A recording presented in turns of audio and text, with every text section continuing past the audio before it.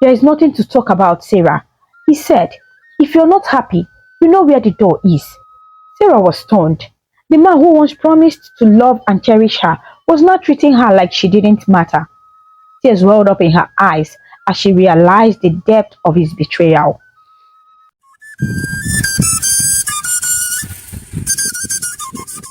Once upon a time, in a peaceful city, lived a young woman named Sarah. Sarah was the kind of girl everyone admired. She was beautiful, smart, and came from a wealthy family. Her father, Sakunle, was a well-known businessman and politician. People in the city respected him a lot, and he made sure Sarah had everything she needed in life. Sarah grew up in comfort. She went to the best schools, wore the nicest clothes, and had a bright future. But there was one thing Sarah wanted more than anything: a perfect marriage. From a young age, she prayed every day for a loving husband and a happy home. She imagined a man who would treat her like a queen and give her the kind of love that made her heart feel full. When Sarah finished her university education, she decided to further her studies and enrolled for her master's degree. Her father was proud of her and supported her in every way. He often said Sarah was the pride of their family. Sakunle loved his daughter deeply, but he couldn't give her the kind of love she wanted. That kind of love had to come from someone else, a boyfriend or husband. As Sarah studied for her master's degree, many young men came to her father's house to ask for her hand in marriage. Suitors from all walks of life showed interest in Sarah. Some were rich, some were poor, some were tall, and some were short. But Sarah wasn't interested in any of them. She told her father she wanted to focus on her studies and didn't have time for marriage yet. Let her finish her masters, Sakunle would tell the suitors. Then she would decide who to marry. After completing her master's degree, Sarah became even more beautiful. Her long shiny hair, glowing skin, and bright smile made her stand out everywhere she went. Suitors began visiting her father's house again, hoping to win her heart. Some of them were the sons of Sakunle's friends, rich and powerful men who wanted their sons to marry Sarah. But Sarah was very picky. She had high standards and wasn't ready to settle for just anyone. She rejected suitors after suitors, saying he's too fat, or he is too thin, or he doesn't look like he can take care of me.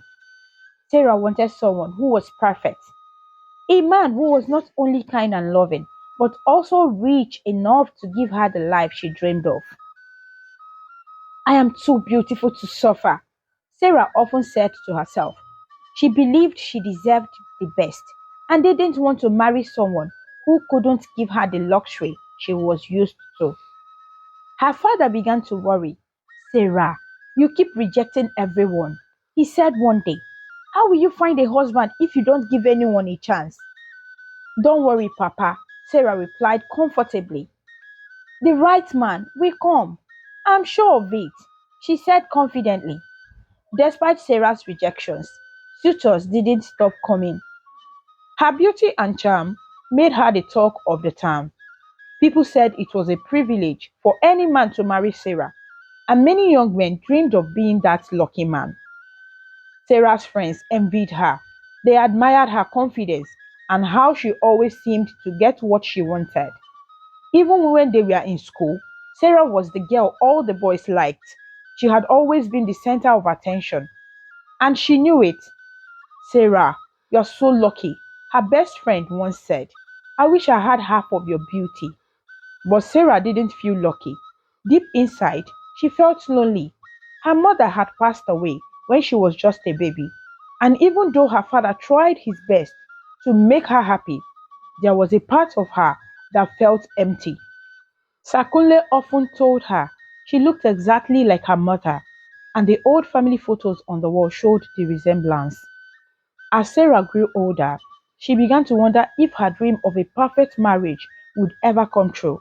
She prayed every night, asking God to send her the right man. someone who would love her and treat her the way she deserved. One day, while Sarah was sitting in the garden of her father's house, she thought about all the men she had rejected. Did I make a mistake? She wondered. Maybe I'm being too picky. But then she shook her head. No, she said to herself, I deserve the best, and I will settle for less. Sarah's life seemed perfect on the outside. She had everything a young woman could want: wealth, beauty, and education. But inside, she felt a longing for something more. She didn't just want a husband, she wanted a partner, someone who would love her for who she was and make her feel truly happy. The days turned into weeks, and weeks turned into months. Suitors kept coming, but Sarah remained patient. She believed that one day her prayers would be answered, and the perfect man would walk into her life. Until then, she focused on being the best version of herself, hoping that her patience and faith would lead her to the happiness she longed for. One sunny afternoon, Sarah sat in the living room of her father's large house. The house was quiet, and the only sounds were the birds chirping outside and the soft hum of the air conditioner. Sarah was flipping through a magazine, daydreaming about her future. She imagined herself in a beautiful white wedding gown, standing next to her perfect husband, her Prince Charming. He would be tall, handsome, rich, and kind. She smiled to herself, lost in her thoughts. Her father, Sakunle, walked into the room and sat down across from her.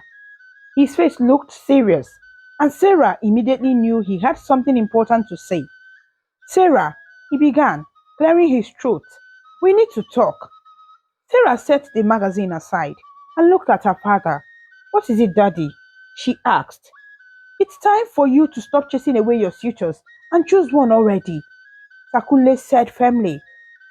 Different men come to the house to ask for your hand in marriage, but you still don't see them as good enough.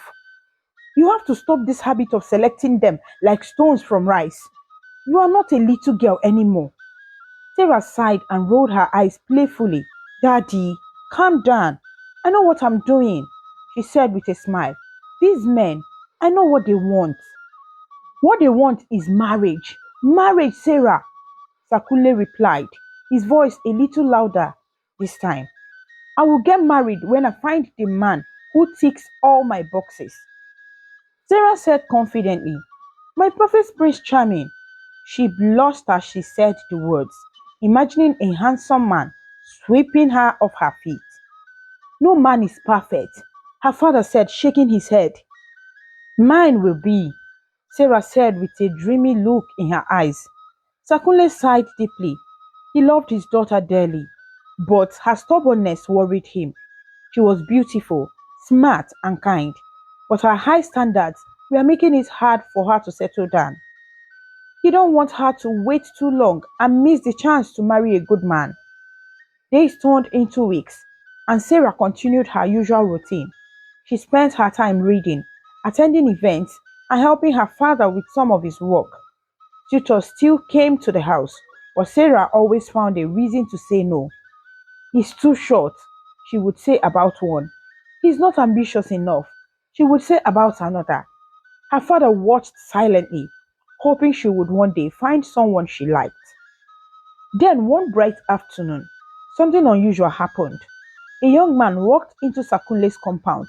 He was tall, with broad shoulders and a charming smile.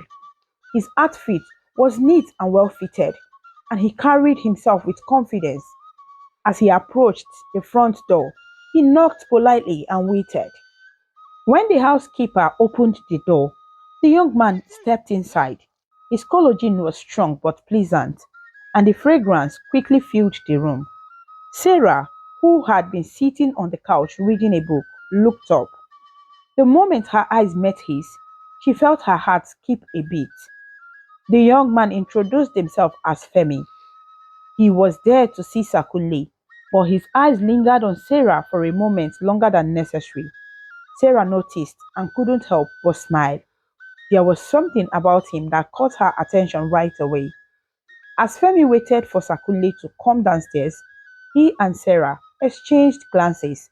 Sarah found herself smiling again, and this time Femi smiled back.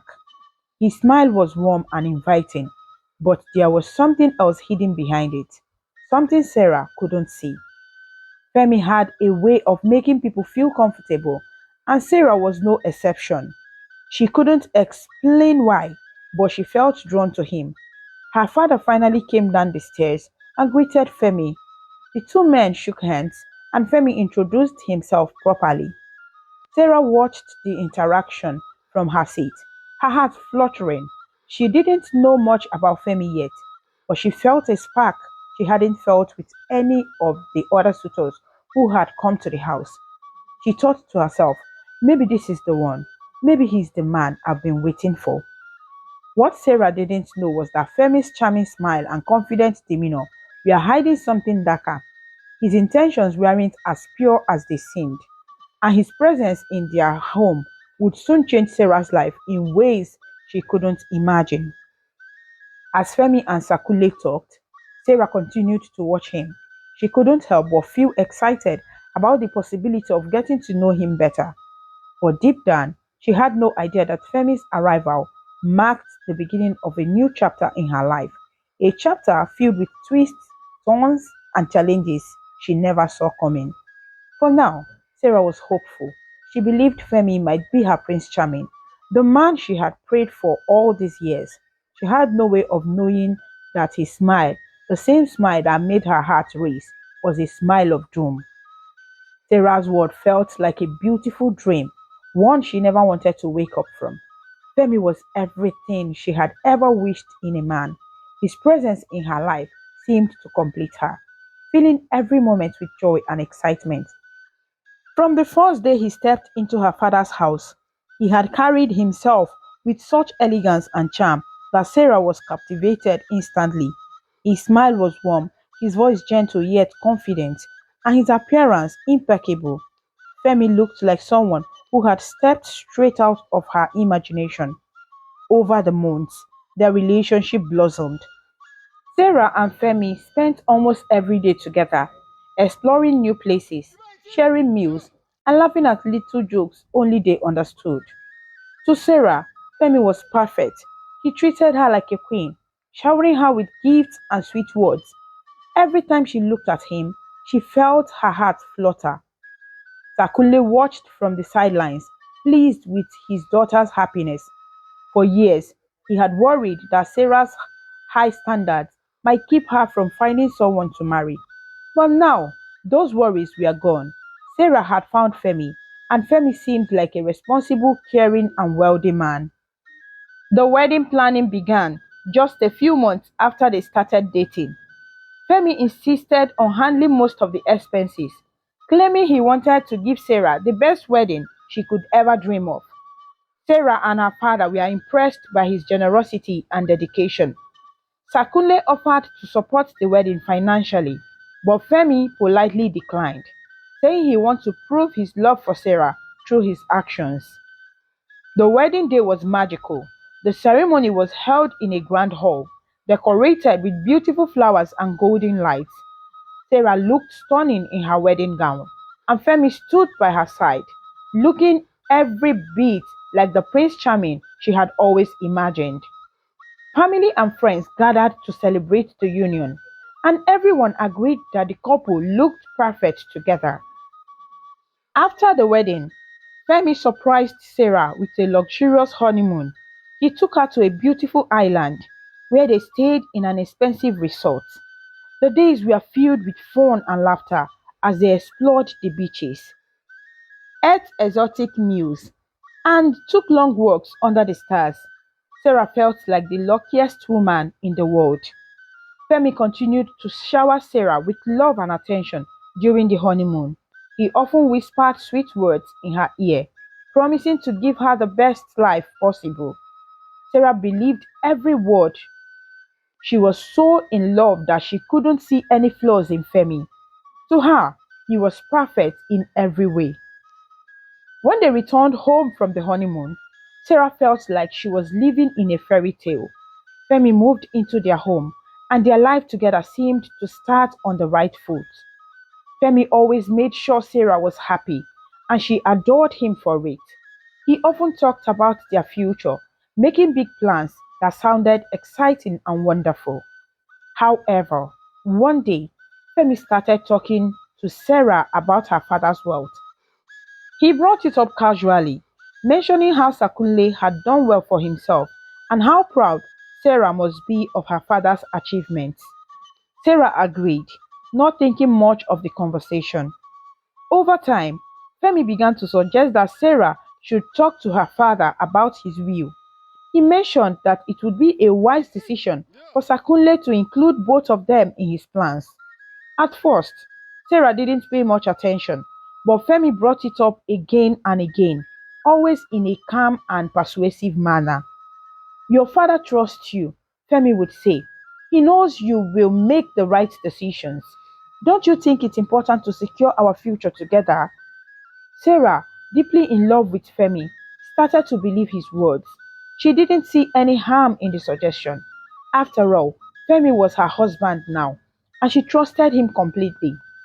He had proven time and time again that he loved her and wanted the best for her. One afternoon, Sarah sat with her father and brought up the topic.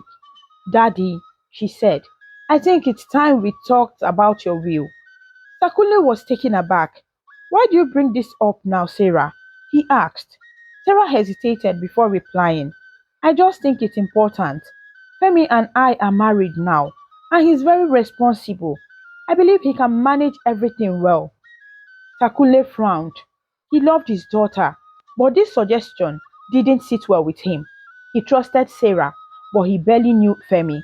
Something about the conversation made him uneasy. Sarah, he said gently, I will make decisions about my will when the time is right. For now, let's not rush into anything. Sarah nodded, but she couldn't shake the thought from her mind. Femi had been so convincing, and she didn't want to disappoint him. She believed in his vision and wanted to make him happy. Unknown to Sarah, Femi had a plan. While he appeared sweet and loving on the surface, his true intentions were hidden. He had been carefully manipulating Sarah, using her love for him to gain her trust. His ultimate goal was to secure Sir Kule's wealth for himself. Femi knew how to play his cards well. He continued to shower Sarah with affection, making her believe he was the best thing that had ever happened to her. He never pressured her directly, but his subtle suggestions and persuasive words planted seeds of doubt and trust in her mind. Sarah, blinded by love, couldn't see through Femi's act. To her, he was still the Prince Charming she had always dreamed of. She didn't question his motives because she couldn't imagine him having any bad intentions. Life continued as usual, but Sakule remained cautious. He loved his daughter deeply and wanted her to be happy, but he couldn't ignore the nagging feeling that something wasn't right about Femi. He decided to keep a close eye on him, hoping to protect Sarah from any potential harm. As the days went by, Femi's grip on Sarah grew stronger. She became more and more convinced that he was the perfect husband, the man she had always prayed for.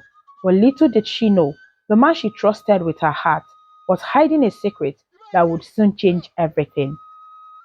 Sarah's life took a dark turn the day she received the news of her father's death. Takunle's passing left her shattered. He had been her guide, her protector, and her biggest support. Losing him felt like losing a part of herself. The house that was once filled with laughter and warmth became cold and empty. Sarah mourned deeply, her heart heavy with grief. She tried to lean on Femi for comfort, but he seemed distant. His kind words and warm hugs were replaced with harsh tones and cold stares. At first, Sarah thought Femi was grieving in his own way. She tried to be patient, hoping things would get better with time. But the man she had married began to change before her eyes. Femi's loving nature disappeared, and in its place was a man she barely recognized. Femi started staying out late, coming home only in the early hours of the morning. When Sarah asked where he had been, he would brush her off with excuses or scold her for questioning him. Sometimes he wouldn't even bother to answer her call at all. One evening, Femi returned home with the scent of another woman's perfume clinging to his clothes. Sarah's heart sank, but she tried to remain calm. Femi, she said softly, can we talk? I feel like we are drifting apart. Femi looked at her with cold eyes. There is nothing to talk about, Sarah. He said, if you're not happy, you know where the door is. Sarah was stunned. The man who once promised to love and cherish her was now treating her like she didn't matter. Tears welled up in her eyes as she realized the depth of his betrayal. As the weeks went by, Femi's behavior grew worse. He began bringing women into their home, even into their matrimonial bed. Sarah couldn't believe what was happening. She felt humiliated and broken. One day, she confronted him. Femi, what did I do to you? What did I do to deserve all this? All I've ever done was to love you. Femi smiled, his voice dripping with cruelty. I didn't ask for your love, Sarah, and I don't owe you anything. You can leave if you want. Sarah was heartbroken. She couldn't understand how the man she loved so deeply could be so cruel. But the worst blow came when she discovered that her father had willed everything to Femi. She had unknowingly convinced Sakule to trust Femi with his entire estate, believing he was the perfect husband. When Sarah confronted Femi about it, he gave her a devilish smile. It's all mine now, he said, his voice filled with mockery. Your father's wealth belongs to me. Isn't it funny how love works? You thought you were marrying a prince, but I'm the one who won the kingdom. Sarah felt like the ground had been pulled out from under her. She had trusted Femi with everything, and now she had nothing. As the days turned into weeks, Femi's behavior became more abusive. He would yell at Sarah, belittle her, and even hit her when she tried to stand up for herself. She felt trapped in a nightmare, unsure of how to escape. Femi's cruelty didn't end there. He began to play mind games with Sarah, pretending to be kind and loving one moment, only to turn into a monster the next. Sarah lived in constant fear, unsure of what each day would bring. To make the matter worse, over a year had passed since their wedding, and Sarah had not conceived a child. Femi used this against her, blaming her for their childless marriage. His words cut deep, leaving Sarah feeling worthless. The final blow came when Femi returned home one evening with shocking news. My secretary is pregnant, he announced casually. She will be moving in here, and you will move to the guest room. Sarah stared at him in disbelief. What did you just say? You heard me. Femi replied coldly. She's carrying my child, and I need to keep an eye on her. You can stay in the guest room. The words felt like a dagger to Sarah's heart. She couldn't believe what she was hearing. Her husband, the man she had loved and trusted, was now openly disrespecting her in the most hurtful way possible. Sarah felt a deep pain in her chest as she realized how far she had fallen. She had given everything to Femi, her love, her trust, her father's wealth, and he had taken it all without a shred of gratitude. That night, Sarah lay awake in the guest room, tears streaming down her face. She thought about her father's warnings, about how he had hesitated to will everything to Femi. She had been blinded by love, believing Femi was her Prince Charming, but now she saw the truth. Femi had never loved her. He had used her, manipulated her, and taken everything from her. Sarah knew she needed to find a way out, but she didn't know where to start. As she lay in the darkness, a small spark of determination began to grow within her. She couldn't let Femi destroy her completely. She needed to find a way to reclaim her life, to rise above the pain and betrayal. Sarah didn't know how she would do it, but one thing was clear, she needed a saving grace. Sarah's life had turned upside down. Her home, once a place of happiness, had become a prison where she felt like a stranger.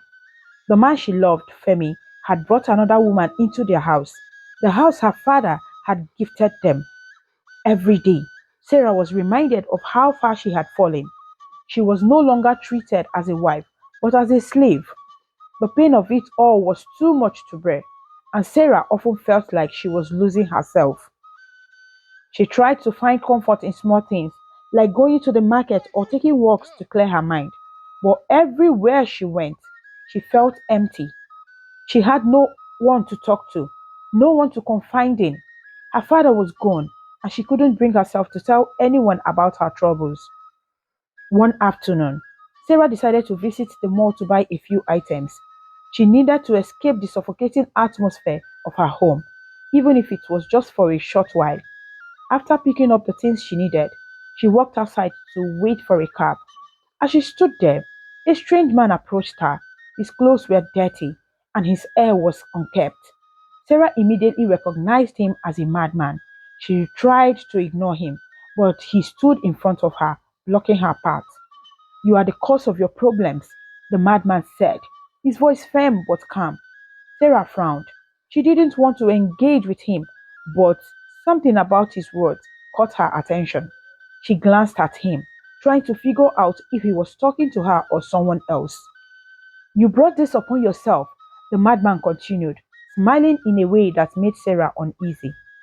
She shook her head, trying to ignore him. Her cab hadn't arrived yet, and she didn't want to cause a scene. But the man's words were unsettling.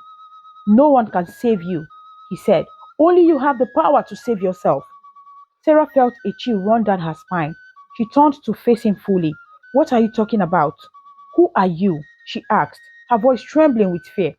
The madman didn't answer her question.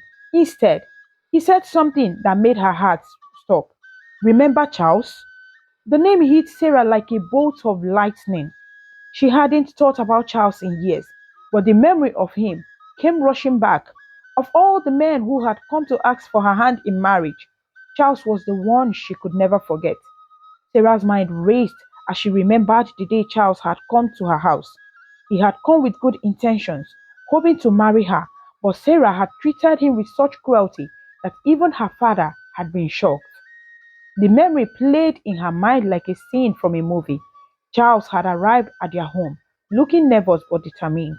He had introduced himself to Sakunle and stated his intention. "Hello, my name is Charles," he had said politely. "I've come to ask for your daughter's hand in marriage." Sakunle had been surprised but pleased by Charles's manners. He called Sarah downstairs to meet him. When Sarah saw Charles, she was furious. "Dad, is this supposed to be a joke?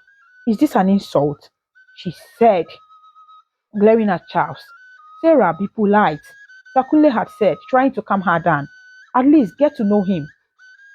But Sarah wasn't interested in knowing Charles. She was blinded by her pride and her obsession with appearance. She looked Charles up and down, judging him harshly. "Mr. Fat, have you seen yourself in the mirror before coming here?" she had asked, her voice dripping with sarcasm. "No lady in her right mind would accept to marry someone like you. Your presence disgusts me." Charles had tried to speak, but Sarah had cut him off. "Why do I need to know you? Does your name bring money? Does it add value to my life?" Sakunle, embarrassed by his daughter's behavior, had tried to intervene. "Sarah, get him a glass of wine. Let's sit and talk," he had said before leaving the room. Charles had tried again to introduce himself, but Sarah wouldn't listen. "You are irritating," she had said. "I don't want to know you. And I, the beautiful Sarah, will never stoop so low to settle for less. It would be a disgrace to even talk to you, let alone marry you. Go find a cheap lady who matches your level. If there is even one out there who would want you." Her words had been cruel and cutting, but Charles hadn't argued. He had stood there for a moment, his face filled with pain. Then he had spoken softly. "You will eventually meet a handsome, good looking man that you will marry," he had said, "but you will regret it." With that, Charles had walked out of the house, leaving Sarah and her father behind. At the time, Sarah hadn't taken his words seriously. She had even laughed about it, dismissing Charles as a nobody. But now, standing outside the mall with the madman staring at her, she felt a deep sense of regret. The madman's voice broke into her thought.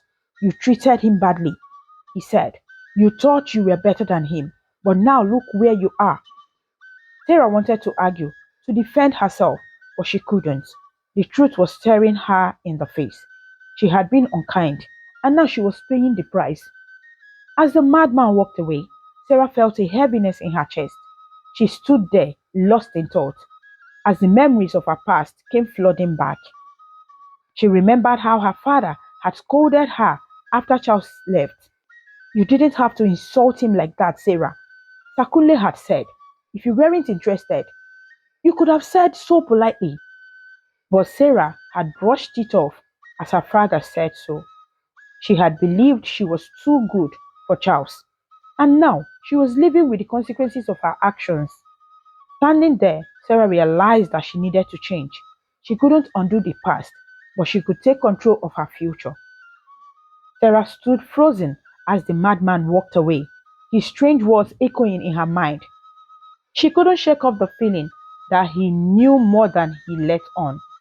She wanted answers, and she was desperate to find a way to make things right. The memory of Charles and the way she had treated him played over and over in her head. At the time, it hadn't seemed like a big deal. To Sarah, Charles was just another man who wasn't good enough for her. She had been so full of herself back then, too proud to see that her actions might have consequences. But now, everything was different. She turned and began running after the madman, hoping he would tell her what to do next. It didn't take long before she caught up with him. The man stopped and looked at her, smiling in a way that made her uneasy. "Please," Sarah said, out of breath. "What do I do now? Tell me how to fix this." The madman tilted his head, as if thinking about her question. Then he spoke, his voice calm but firm. "Go and apologize," he said. "Apologize to Charles." Sarah blinked in surprise. Apologize? That was it? But how could she do that when she didn't even know where Charles was? She opened her mouth to ask more questions, but the madman interrupted her. "Give me money," he said, stretching out his hand. Sarah hesitated for a moment, then reached out into her bag and gave him some money. The madman laughed, stuffed the money into his pocket, and ran off before she could ask him anything else. She stood there staring after him, feeling more lost than ever. What kind of solution was this? How was she supposed to find Charles when she didn't know where he lived, what he did for a living, or even if he was still in the same city with her? Her thoughts were a jumbled mess as she tried to make sense of what had just happened. "So I'm really cursed," she whispered to herself. The madman's words had planted a seed of doubt in her heart, and now it was growing into full blown fear. Sarah shook her head, tears welling up in her eyes. "Look where my mouth has landed me," she said softly. Her pride and harsh words had brought her to this miserable state, and now she didn't know how to undo the damage. The drive back home felt endless as the cab moved through the busy streets. Sarah's mind drifted to the life she once had. She remembered the days when she was happy and carefree. Before everything fell apart back then, she had her father's support and a bright future ahead of her. Now she felt like she had nothing. Femi, the man she had chosen over everyone else, had taken everything from her. The house her father had worked so hard to build was no longer hers. It was her home, but she had no power there. Femi and the other woman, his new wife, treated her like a servant. They gave her orders, belittled her, and made her feel worthless. Sarah's heart ached as she thought about how much her life had changed. She had gone from being a confident young woman to someone who felt small and powerless. Every time she tried to stand up for herself, Femi reminded her that she was nothing without him. The other woman, the one Sarah had once trusted enough to hire in their company, now acted as though she owned everything. She strutted around the house, giving Sarah commands and treating her with disdain. It was humiliating, but Sarah had no choice but to endure. As the car weaved through traffic, Sarah began to think about Charles again. Where was she supposed to start looking for him? She didn't even know his last name, let alone where he lived. The city was huge, and it had been years since she had seen him last. What if he had moved away? What if he was married with children? She shook her head, trying to push those thoughts away. The madman had said she needed to apologize, but how could she do that if she couldn't find Charles? It felt like an impossible task. Her mind wandered back to the day Charles had come to her house. She remembered the hot look on his face as she insulted him. At the time, it hadn't mattered to her. She had been too focused on herself to care about his feelings. But now, the memory filled her with regret. She sighed deeply, staring out the window as the cab continued its journey. I've been punished enough, she thought to herself. I just want to make things right. The weight of her situation pressed down on her, making it hard to breathe. She didn't know where to begin, but she knew she had to try. If apologizing to Charles was the only way to lift the curse, then she would do whatever it took to find him. When the cab finally pulled up in front of her house, Sarah felt a mix of relief and dread. She paid the driver and stepped out, clutching her bag tightly. As she walked towards the front door, her mind was already racing with ideas about where to start her search. Maybe someone in the neighborhood will remember him, she thought, or maybe I can ask my father's old friends. But deep down, Sarah knew it wouldn't be easy. Charles was a part of her past that she had tried to forget, and now she had to bring him back into her life.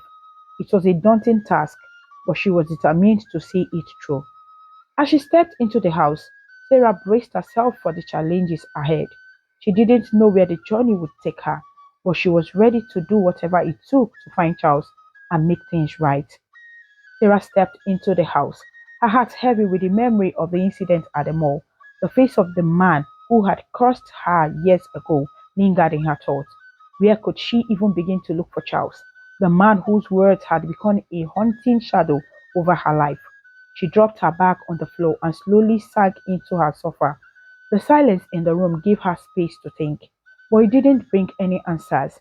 Instead, it made her feel even more trapped. The weight of her problems was almost too much to bear.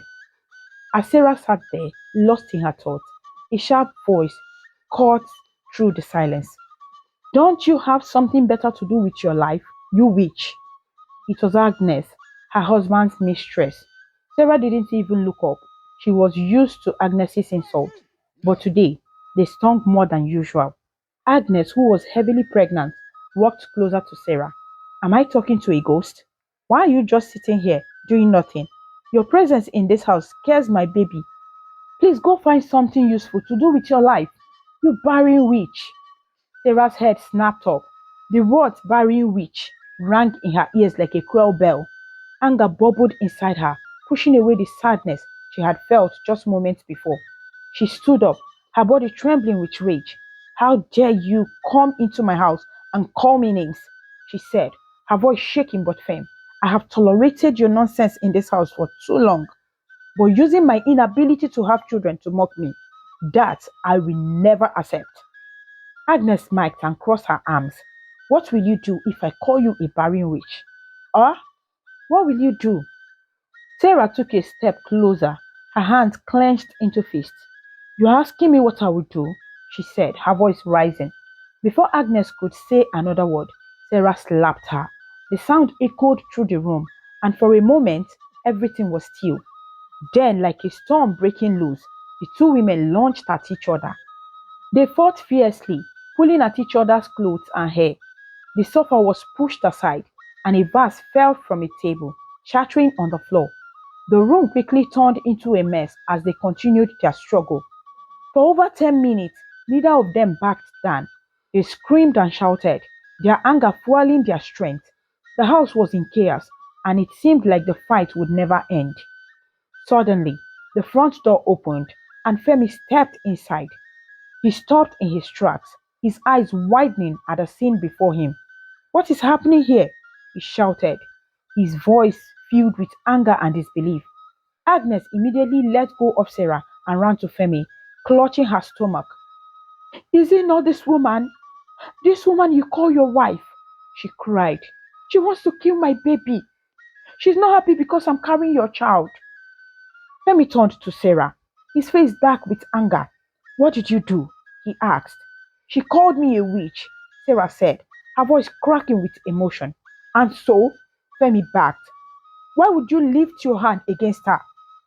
Who gave you the right to touch the mother of my unborn child? Have you lost your mind?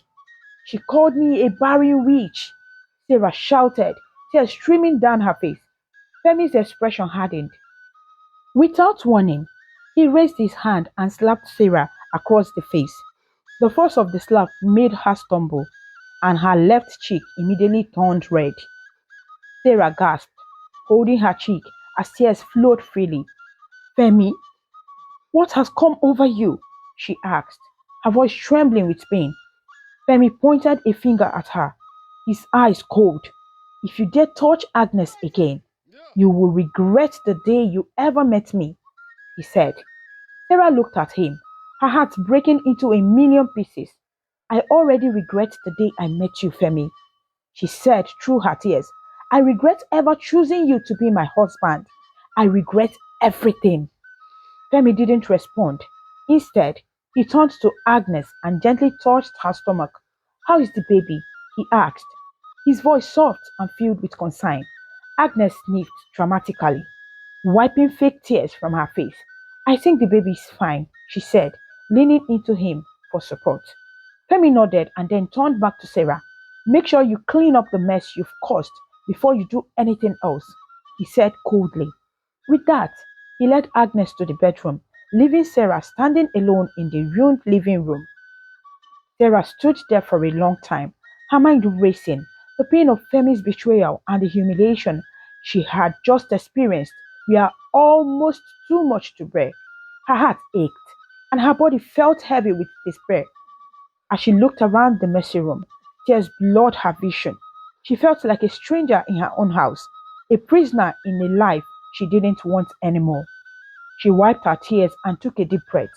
Somewhere in her heart, a small spark of determination began to grow. She didn't know how, but she knew she had to find a way out of this misery. And she had to start by finding Charles, the man who might hold the key to breaking her curse. Sarah sat on the sofa, her heart heavy with all that had happened. She couldn't understand how Femi, the man she once loved so much, could change into someone so cruel. It was like he had turned into a stranger, a beast she could no longer recognize. The memory of their fight with Agnes earlier in the evening replayed in her mind, making her chest ache. Slowly, she got up and began cleaning the living room. The broken vase, scattered cushions, and overturned furniture reminded her of how messy her life had become. That night, Sarah didn't eat dinner.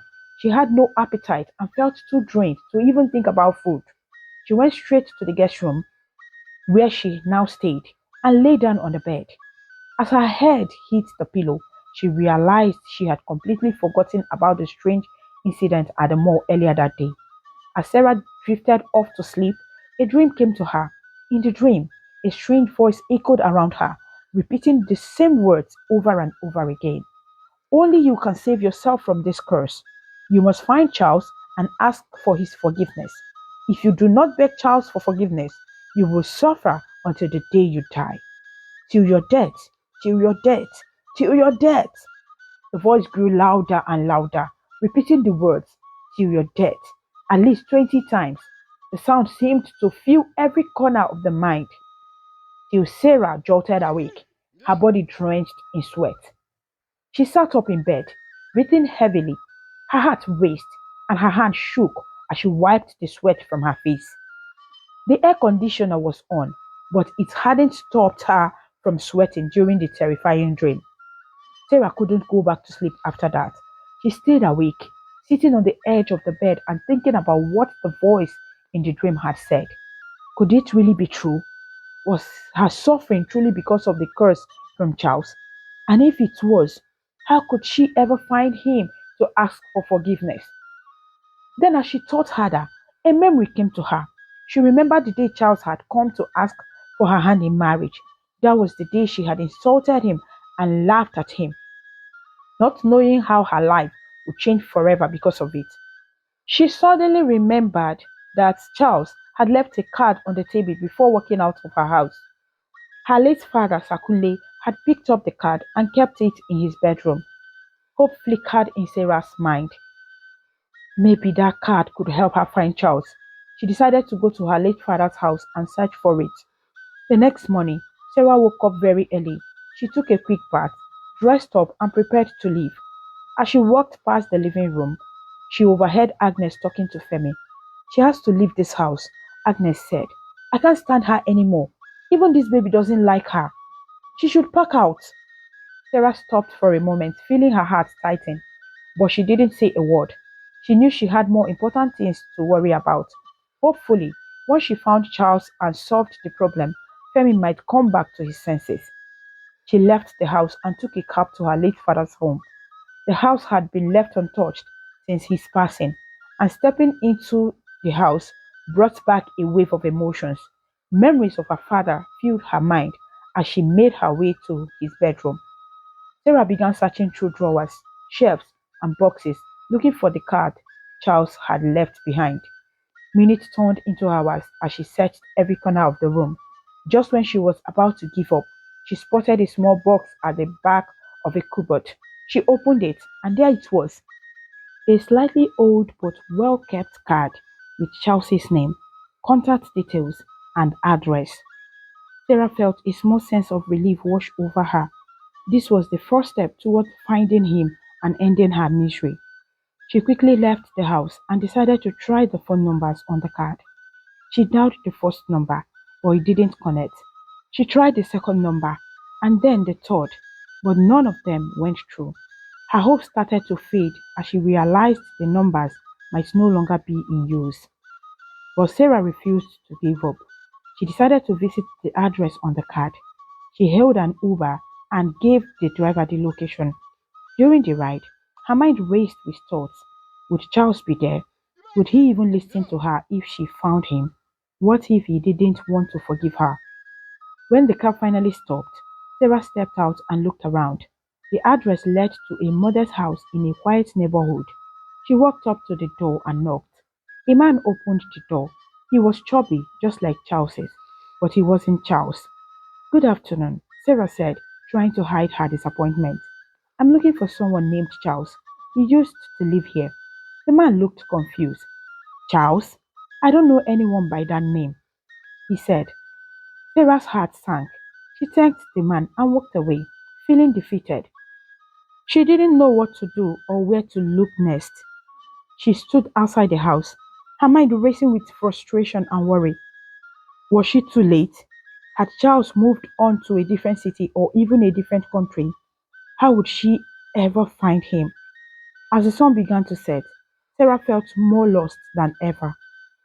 Sarah didn't know where to begin looking for Charles. It felt like her whole world was crumbling, and she didn't know how much longer she could hold on. The thought of living in a world where she continued to suffer was unbearable. Her heart felt heavy, and tears threatened to spill from her eyes as she stood outside the house, unsure of what to do next. The man she had met earlier, the one who now lived in the house, came outside again and saw Sarah standing there, looking lost and defeated. He noticed the worry in her eyes and approached her. Is something wrong? The man asked, his voice gentle. I just want to see Charles, Sarah replied, her voice barely above a whisper. Do you want some water? The man offered kindly, noticing how pale and tired she looked. Sarah glanced at him briefly. I just want to see Charles, she repeated. Have you tried calling him? The man asked again. His number is not reachable, Sarah said, shaking her head. The man, sensing her desperation, said, an agent rented this house to me. I don't know the Charles you are talking about, but I can call the agent and see if they know where he is now. Thank you, sir, Sarah replied, her voice tinged with a glimmer of hope.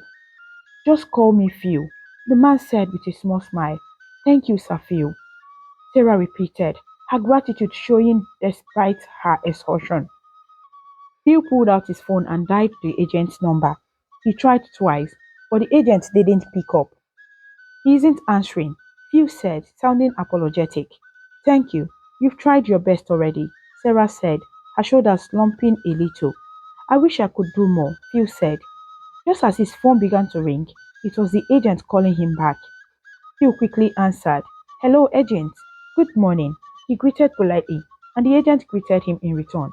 The man who lived here before me, Charles, do you know where he's staying now? Phil asked.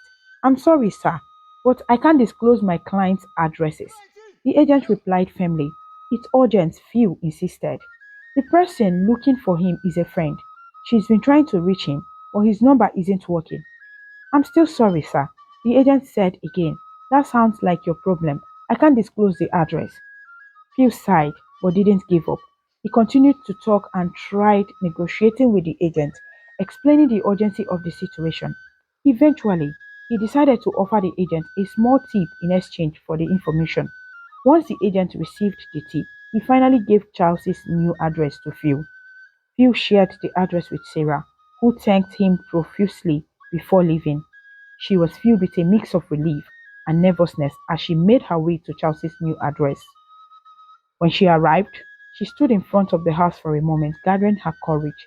Then she knocked on the door. The door opened, and there he was, Charles. I've been expecting you, Charles said, his voice calm but firm. Sarah was taken aback. You've been expecting me? She asked, her voice trembling.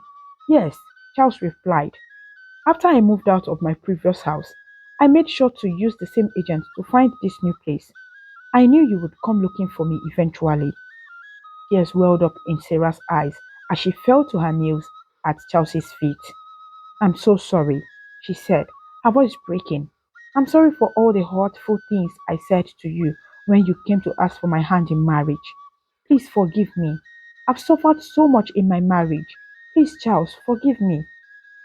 Her tears fell freely, soaking the floor as she begged for his forgiveness. Charles looked down at her, his expression unreadable. Even though I didn't want us to meet like this, Charles said after a long pause, I hope you've learned your lesson. I have forgiven you. Sarah looked up at him, her face streaked with tears. Thank you, she whispered. The curse had been broken. Charles said simply, you may leave now. Sarah stood up, her legs shaking as she turned to leave. But before she reached the door, she stopped and looked back at Charles. What did you mean by meet like this? She asked, her voice filled with curiosity and a hint of fear. You will know when it's time, Charles said cryptically. Sarah opened the door to leave, but as soon as she stepped outside, a sudden flash of bright light engulfed her. The light was so intense that it blinded her, making her cover her eyes with her hands. She felt like the whole world had been turned white, and she couldn't see anything. As she struggled against the light, everything around her disappeared. Suddenly, Sarah woke up. She was lying on a hospital bed, and the first person she saw when she opened her eyes was her father, Sakunle. Daddy, Sarah called out weakly, her voice trembling as she looked at the familiar face before her. Her eyes were wide with disbelief. I thought you were gone, she said softly, her words barely forming as she struggled to process what was happening. Her father, Sakunle, looked at her with a mix of relief and concern. Gone to where? He asked gently, shaking his head. You were the one that got me so scared. Sarah, I thought I had lost you. Sarah's confusion deepened as she stared at her father, who removed his glasses and wiped his tears. You went out partying after complaining about Charles, the last suitor who came for your hand in marriage. You were so upset, saying he wasn't in your class and had no right to ask for your hand. I didn't know things would turn out this way.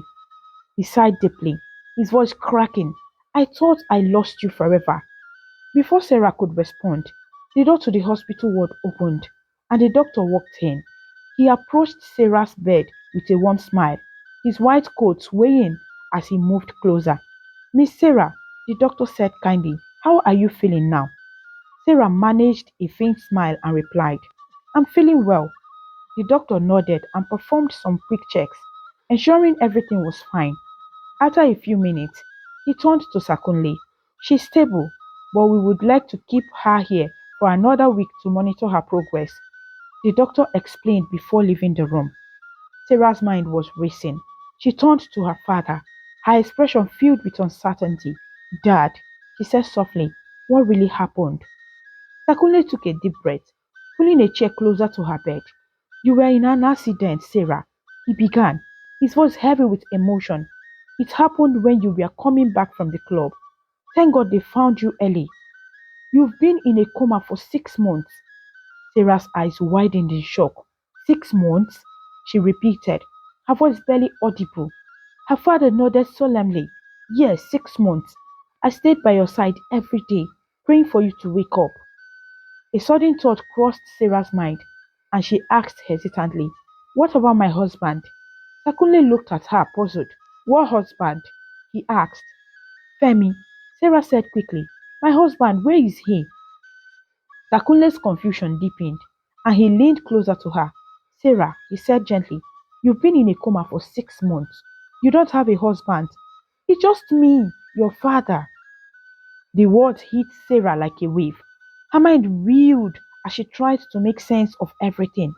Memories of a life she thought she had lived seemed to blur and fade away. She realized that everything she had believed, her husband, her struggles, had been part of her coma induced dreams. Tears welled up in her eyes, and she let out a shaky breath. She had been so certain that she had lost everything. But now she understood that her fears and pain had only existed in her mind. A week passed, and Sarah slowly regained her strength. The hospital staff took good care of her, and her father remained by her side, offering her support and love. On the day she was discharged, Sarah walked out of the hospital with a new sense of gratitude. 2 weeks after leaving the hospital, Sarah decided to visit the mall to buy some things for the house. As she walked through the aisles, picking up some things and placing them into her basket, she suddenly froze. There, just a few steps away, was Charles. He looked at her with a warm smile, his eyes full of understanding. I'm glad you are well now, my lady, he said gently. His words carried a sense of forgiveness and peace. I truly forgive you. Before Sarah could say anything, Charles turned and walked away. She stood there, stunned, watching him leave. The moment felt so real, and if she were still dreaming. Quickly, Sarah placed her basket down and ran after him. She wanted to thank him, to say something, but when she reached the entrance of the mall, he was gone. She searched for him, looking in every direction, but it was as if he had disappeared into thin air. Years passed, and Sarah's life took a beautiful turn. She met a kind and loving man who cherished her deeply. They got married in a small but joyful ceremony, surrounded by family and friends. 9 months after their wedding, Sarah gave birth to twins, a boy and a girl. Her home was filled with laughter and happiness, and she often thought about how far she had come. She never forgot the strange encounter with Charles at the mall. It remained a mystery in her mind, but she chose to see it as a sign of closure and forgiveness. Her dreams, once filled with pain and loss, had been replaced with love, joy, and hope for the future. Sarah's journey was proof that even after the darkest storms, the sun would always shine again. And with that, my dear friends, our story comes to a close. But remember, the magic of storytelling lives on, waiting to whisk us away on new adventures where the wonders of imagination know no bounds. Goodbye for now, and may your dreams be filled with joy, wonder, and endless possibility. Thank you so much for watching. Please kindly comment, like, share, and subscribe to our YouTube channel for more interesting stories.